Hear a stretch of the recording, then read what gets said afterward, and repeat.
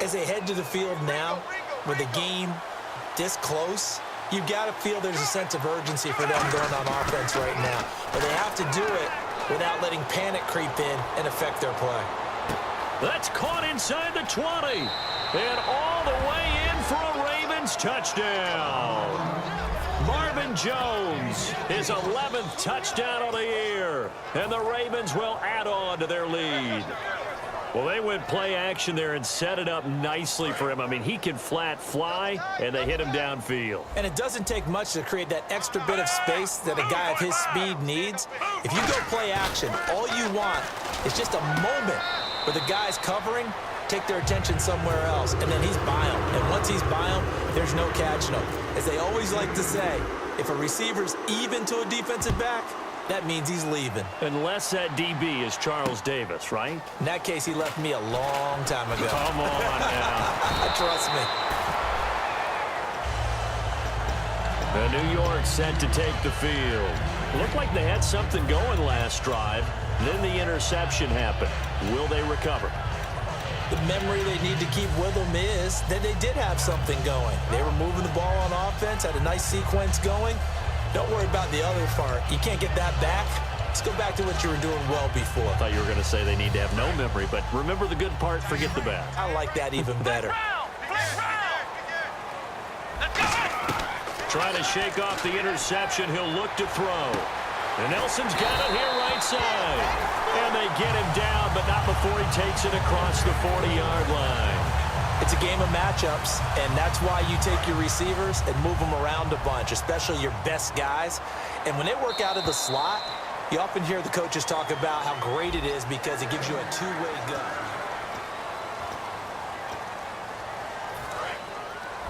Looks like the defense in press coverage here. They come up in an offset eye. They give to Martin, and he'll be brought down, losing yardage back at the 40. That's going to go as a loss of a yard, and it'll be second down. Oftentimes when you're not winning at the point of attack for an offensive line, maybe they're getting out physical. Spread things out a little bit, make it more of a one-on-one blocking scheme. Then you don't have to win it physically. You just have to win it by position. That may open things up for your running backs. On second down, here's Taylor. Throwing over the middle, and it's incomplete. He was trying to get it to Doug Martin, and it's third down. So many offenses want to include their running backs into their passing offense and be able to swing the ball out or check it down to them. But sometimes those guys are just not as comfortable catching the ball as they are running it.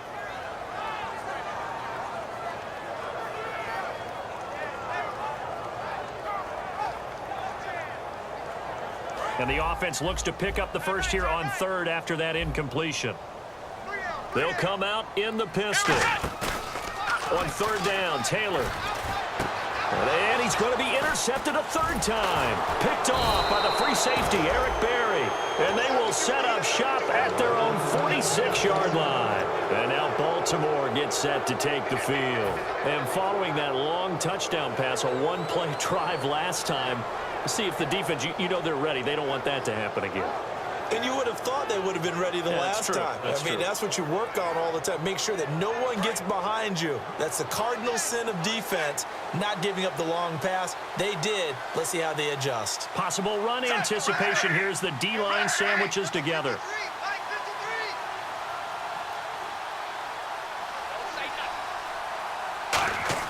They get the pick. Now what can Flacco do on first down? Escaping the pressure right. Shakes off the sack. Call it a 3-yard gain, and that'll make this a second down. Okay, he's not going to get the first down, but this is still a nice job of buying some time and then running to get to the sideline and get out of bounds and avoid the big hit.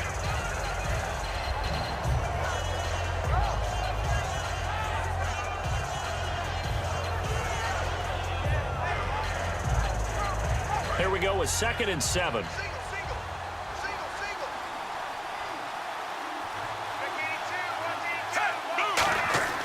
Flacco here on 2nd down. And that one got tipped, kind of threw everything off. It brings up third. Well, we're not playing 3 yards in a cloud of dust football anymore. I kind of get why those old school coaches sometimes didn't want to throw the football. Because if it's popped up in the air, it almost turns into slow motion, and both sides trying to get to the football, and you're holding your breath wondering whether it's going to go good or bad for your team. They showed off a nice juke of the defender before the next wave could bring him down. And once again, leverage wins. The offensive line, lower than the defensive front, they moved them and found some good space for the guy carrying the ball. He gets this one away, and boy, it's another boomer. And this one hits at the one, continues on into the end zone for a touchback. And now out come the Giants.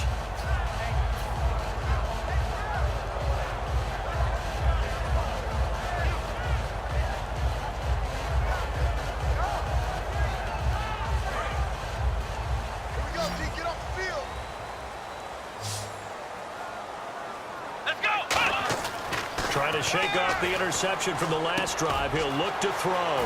And he's got it. Got his man on the end route. Complete. And they're able to get this one across the 35. Give him 16 on the pickup. And it'll give the Giants a first down.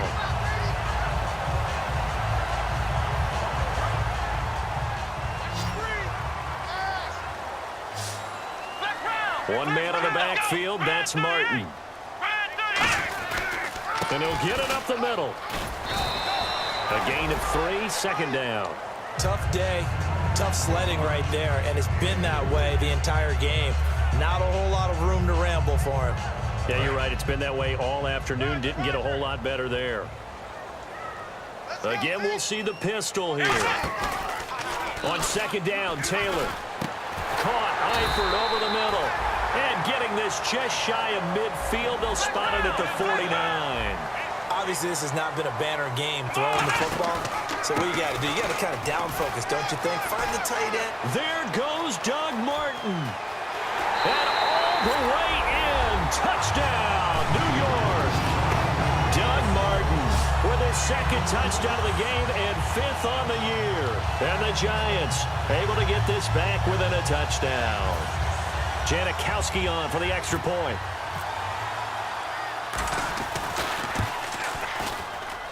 He's got it, and it's 24-17.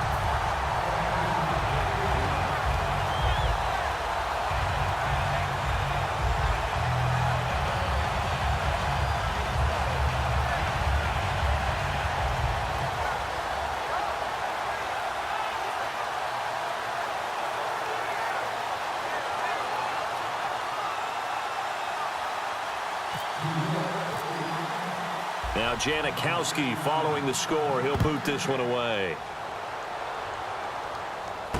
This is taken at the 3.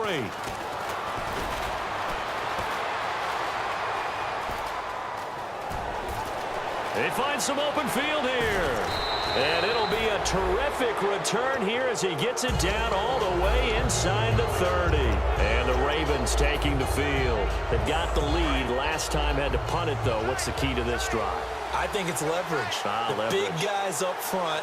You know the motivational speech on the sideline is, guys, give us an opportunity. Protect the passer, create space for our runners, and let's go ahead and get these guys. Low man wins. Let's go do it on this drive. We'll watch that leverage on this drive. The 4th quarter here, they've got the lead. They want to keep it on the ground. That's what they're doing. Smart football. Keep the clock grinding. Keep it going. But you got to figure now, they're going to see more people stacked up at the line of scrimmage as they try and bleed it out.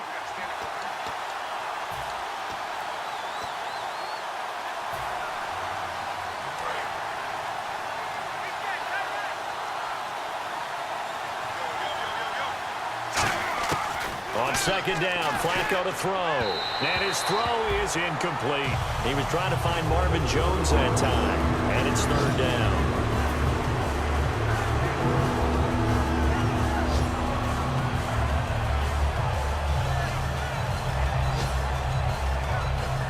So incomplete on second down. Now they'll look to convert here on 3rd. And on the outside, they're playing press coverage. Now Flacco. Being chased out left. It's caught. Jones. And he's able to pick up the first down before he's tackled right at the 10. And when he started rolling left there as a right-handed quarterback, I thought, boy, this third down play is going nowhere, but credit to him, able to pick up the first. And all you righties who are watching the game at home, get out of your chair, get off the couch, move to your left, and then rifle one. You may leave a hole in the wall, you have to explain later, but you'll see how difficult that throw actually was. All defenders get tired of hearing about their lack of hands and why they're playing defense instead of offense, but in this situation, it was the hands that made the play. Batting the ball away on an attempted touchdown pass, excellent job, way to knock it down. How about this? Flacco setting to throw it. And look at this. They get the turnover they needed. It's intercepted. A great read, and it's picked off. And they'll have the football, but deep in their own territory as he's brought down at the 5. A critical error there in a tight game of the fourth. All you talk about is taking care of the football, and especially with a lead here in the fourth quarter, turning it over, now the door is open for the opposition. Just in general, when you're passing in the fourth quarter with a lead, no matter at what point, you got to be super careful. Got to be careful, and sometimes you can be so careful that you end up running yourself into an error. And now it looks like they're going to be in the hurry-up. Well, the strategy was evident there. Get it to your tight end and make it a one-on-one play with a cornerback. Who's usually going to win that? Now whistles come in. We're going to get a timeout here by the offense. It's just their first. They've got 2 more to use here in the final stages.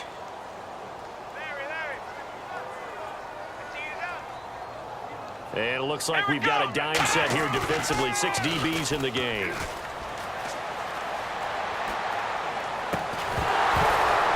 And he couldn't hang on to it through the contact. Incomplete. We know it's not an easy job to go out and catch passes when people are trying to tackle you and knock the ball away. But the bottom line is, that's a pass he's got to have and a pass he should have caught. Down 7, and they've got to go for it here on 4th down. Here we go. It's Taylor on 4th down. And he comes back with one complete. That one good for 12 yards. And they're able to pick up the conversion here on 4th down. And the offense moving quickly to the line. Boy, that's some kind of effort. When he caught it, I doubted if he could get there. Knew it was going to be close, but credit him. Really good effort. How about the rack on that play, the run after catch? But most of the time we think of it as just being an open field and picking up yardage. Sometimes you have to be real physical in order to gain the yardage you need for a first down.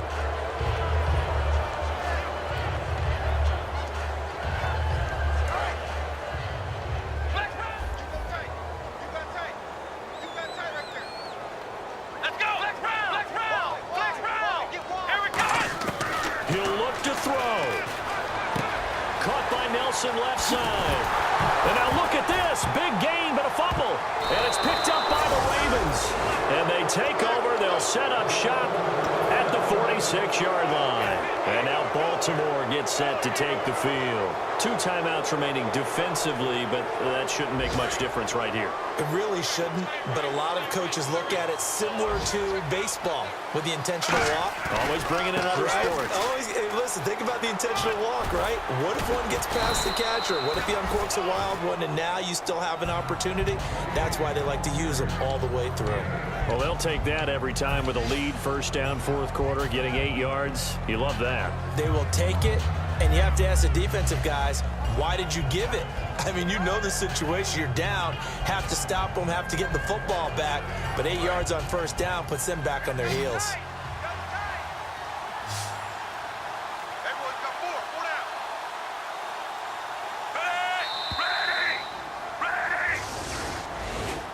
A road win in the National Football League. Charles, you never take that for granted no matter who you're playing, no matter where you're playing. You take it and you run with it.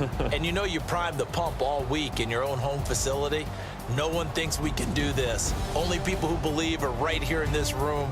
And then you go on the road, band together, and get it done.